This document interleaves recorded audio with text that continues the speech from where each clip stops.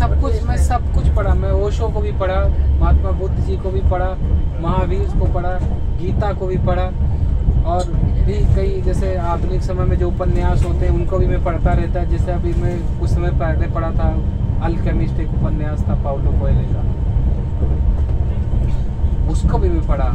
आजकल जो बहुत सारे फिल्मों ने एक डायलॉग लिया है कि अगर आप किसी को पूरे मन से चाहो तो पूरी की पूरी कायनात आपको कहीं ना कहीं उसको पाने में आपकी मदद करने लगे। ये डायलॉग उसी का है, ओरिजिनल जो डायलॉग है, बहुत सारा। और जब पढ़ते हैं तो, और हम कई फिल्में भी देखते हैं बहुत, तो हम फिल्म भी देखते नहीं, पढ़ते हैं उसको, क्या मैसेज क्या देके जा रहे हैं।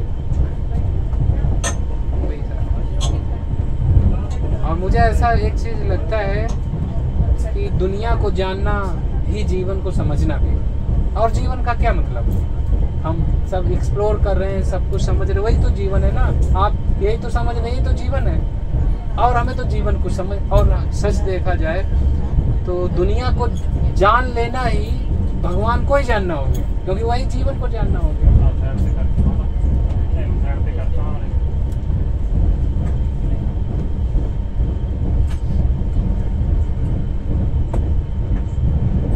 दो चार लोग ऐसे हैं जो, अब जैसे आपने नाम नहीं सुना होगा, कार्ल मार्क्स का नाम नहीं सुना होगा आपने, सुना है? हाँ, कार्ल मार्क्स है ना। मुझे उसके विचार काफ़ी अच्छे लगते हैं। मतलब एक आप सोचो कि एक माँ, एक पिता, उसके विचार उसके बच्चे को नहीं बदल पा रहा है, और एक ऐसा व्यक्ति जिसका विचार पूरे दुनिया को प्रभावित कर दे रहा है, तो वो व्यक्ति आम कैसे हो सकता है?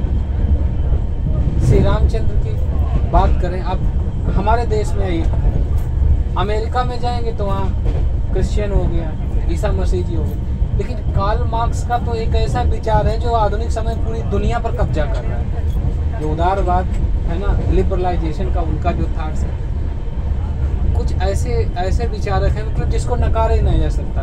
तो गांधी जी भी उनमें से एक। आप समझिए कि गांधी जी जब अंग्रेज यहाँ पर आते थे तो उधर तो युद्ध चल रहा था, दूसरा विश्व युद्ध के करीब पहुँच रहा था पूरा का पूरा यूरोप, और जब वहाँ पर कहीं ना कहीं जब वहाँ से यहाँ पर आते थे अंग्रेज, तो देखते थे यहाँ पर तो यार इस आदमी से कैसे निपटा जाए, ये तो डंडा भी हाथ में नहीं लिए, ये तो खद्दरदारी है और इसको कोई मतलब भी नहीं, ये सत्य की लड़ाई, ये मतलब इसको मार भी नहीं सकते।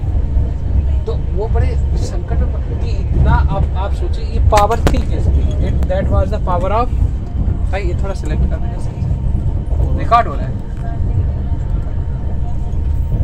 चल रहा है, सैयारा सीन चल रहा है। ये पावर ऑफ सच्चाई की पावर थी, जो गांधी जी की ताकत थी। वो क्या, बचपन में नाटक देखा था राजा हरिश्चंद्र, और उस हरिश्चंद्र नाटक में उनको सत्य का कंटेंट बड़ा अच्छा लगा, सत्यवादी हरिश्चंद्र, वही सत्य का कंटेंट उन्होंने अपने जीवन में उतारा। सोचने वाली बात है कि नहीं? वही सत्य का कंटेंट उन्होंने अपने जीवन में उतार लिया, और उस सत्य और अहिंसा के विचारों को साम्राज्य से ऊपर खड़ा कर दिया। जो मेन फैक्ट है, जब लॉर्ड माउंटबेटन भारत का गवर्नर जनरल बन के अंत में आया, और उस समय भारत हमारा कहीं ना कहीं बढ़ चुका था, हिंदू मुस्लिम के दंगे हो रहे थे, नोआखाली में उस समय बहुत भयंकर दंगे हो रहे थे। तो गांधी जी जब वहाँ पर गए थे तो हिंदू और मुस्लिम दोनों दंगे साथ हुए। किसी की व्यक्ति की हिम्मत नहीं थी कि आप निकल के टहल सकते हैं, लेकिन एक ऐसा शख्स था कि पूरी तरीके से सारे के सारे दंगे शांत हुए। और उस समय लॉर्ड माउंटबेटन को कहना पड़ा था कि जिन दंगों को शांत करने के लिए हमने 18,000 की फौज लगाई थी वो नाकाम हो गई, लेकिन इस एक ऐसे व्यक्ति ने, जो 70 साल का एक व्यक्ति ने एक लाठी का डंडा लेकर के और ये सारे के सारे दंगों को शांत, ये पावर, मतलब उनसे अटैचमेंट बहुत था, हिंदू हो या मुस्लिम इससे मतलब ही नहीं था। कहते गांधी जी बहुत स्लो बोलते थे, बहुत धीरे से बोलते थे, थोड़ा सा होंठ फड़फड़ाते थे, लेकिन वो जिधर चल देते थे उधर पूरा देश ही चल देता था। मैथिली शरण गुप्त जी ने कहा था कि चल पड़े जिधर दो डग पग में, चल पड़ा देश फिर उसी। अब बताइए कितनी बड़ी ताकत है। एक व्यक्ति के परिवार में 5 लोग होते हैं, बाप की पत्नी नहीं, हस्बैंड की पत्नी नहीं सुनती है, बड़ा बेटा सुनता, छोटा नहीं सुनता, और एक ऐसा व्यक्ति है कि वो जिधर चलता है उधर देश चलता है। कौन सा कारक रहा होगा इसमें सोचने में, कितना बड़ा उस व्यक्ति के अंदर एक लगाव होगा। और हम तो कहते हैं कितनी बड़ी समझ होगी। गांधी जी पर एक फिल्म आई थी 1982 में बेन किंग्सले की, गांधी मूवी, कभी मौका मिले तो उसको देखिएगा। हाँ, गांधी फिल्म है, 1982 में आई थी। काफ़ी कुछ उसमें अच्छा दिखाया गया, मतलब गांधी के चरित्र। तो ये चीज़ बहुत मतलब सोचने वाली बात है कि गांधी जी ना किसी सेना के कमांडर थे, ना किसी देश के राजा थे।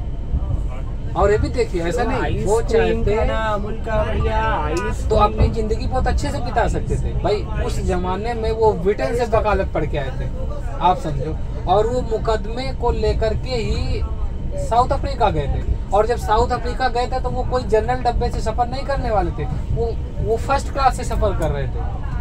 लेकिन वहाँ पर उनको उससे फेंक दिया गया और उन्होंने डिटरमाइन मतलब निर्णय ले लिया। इसके बाद फिर वो जनरल डब्बे से ही सफ़र किए। सोचो उन्होंने, और अपनी जो भी जीवन में लग्जरी थी वो सारा खो दिया, कुछ नहीं। और ज़मीन पर बैठ, आप सोचो, चाहते तो बड़ी अच्छी सालों जीवन जीते, लेकिन उनके मन में क्या था कि नहीं, हमको ऐसे से, हमको देश के लिए जीना है का सुख। तो वही चीज़ है कि जब हम दूसरों के बारे में बहुत बड़े स्तर पर सोचने लगते हैं तो हमें ईश्वर भी वो ताकत दे देता है कि हमें फिर ठंडा गर्म से मतलब नहीं होता है, कांटे चुभ रहे हैं या फूल पड़े हुए मतलब ही नहीं होता है। हमें तो बस सेवा करने में आनंद मिलता है। सुभाष चंद्र बोस जी की एक आत्मकथा है, एक भारतीय तीर्थ यात्री के नाम से, बहुत बढ़िया, कभी आपको पढ़ने को मिले। उन्होंने तो IAS की परीक्षा पास करी, उस समय ICS होता था और उसकी परीक्षा पास करना कोई आम नहीं था, 2 ही 4 लोग पास हो जाएं तो बड़ी बात है। और सुभाष चंद्र बोस ने परीक्षा पास करने के बाद छोड़ दिया। उनकी भी मैंने वो आत्मकथा को पढ़ा तो बहुत अच्छी आत्मकथा, मतलब अगर पढ़ना शुरू करो तो मन नहीं बैठता। और एक जगह पे कहीं पे उन्होंने लिखा था, मुझे काफ़ी दिन हो गए मैंने उसको पढ़े हुए, करीब 3.5-4 साल बीत गया होगा। काफ़ी अच्छे परिवार थे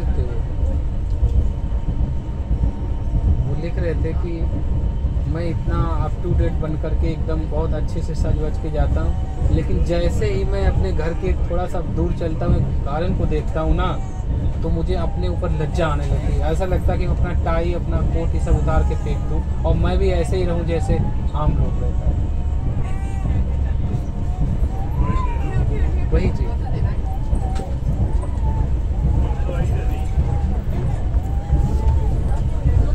हमें तो लगता है टाइम पास करने वाली चीज़ नहीं है, टाइम तो जीने वाली चीज़ है ना।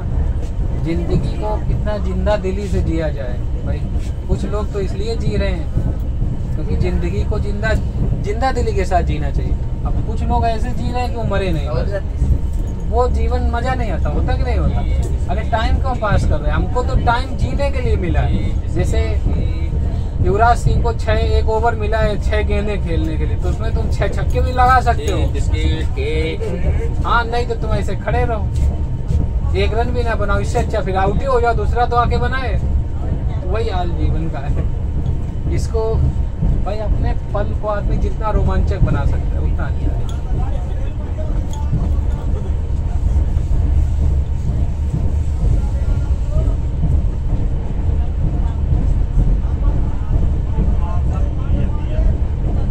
आजकल सफर रहा ही नहीं होता। घर में आदमी को तकलीफ हो सकती है, सफर में कहाँ तकलीफ है।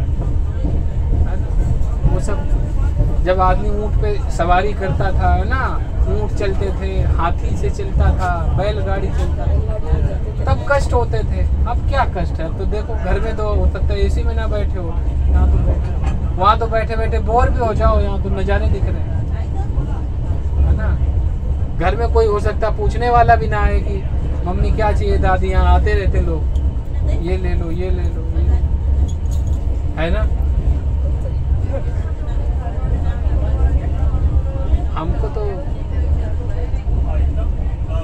एसी तक का ठीक है, सेकेंड एसी तो बहुत ही अच्छा रहता है।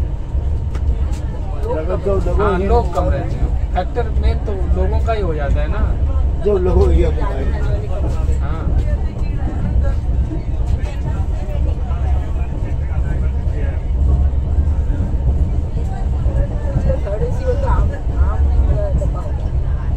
हाँ, अभी तो आम हो गया है। अब हमारी जो इकोनॉमी जमाने में तो एसी में जाना वो तो बड़ी बात है, बिल्कुल सही। और आज का थर्ड एसी वो तो जनरल एसी, जनरल डब्बा होगा। जनरल तो नहीं कह सकते, स्लीपर समझ लो।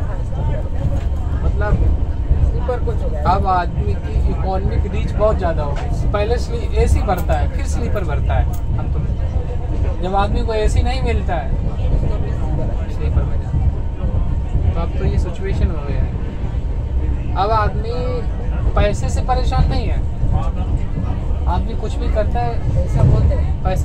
पैसे की दिक्कत है, सुख की दिक्कत है, ये मैं मानता हूँ। सुख की दिक्कत है, भावनाओं की कमी है, प्रेम की कमी है, लगाव में की कमी है, नेचर से दूर हो गया है, पैसे की दिक्कत है। आज के बच्चे भी सुविधा है लेकिन सुख नहीं है।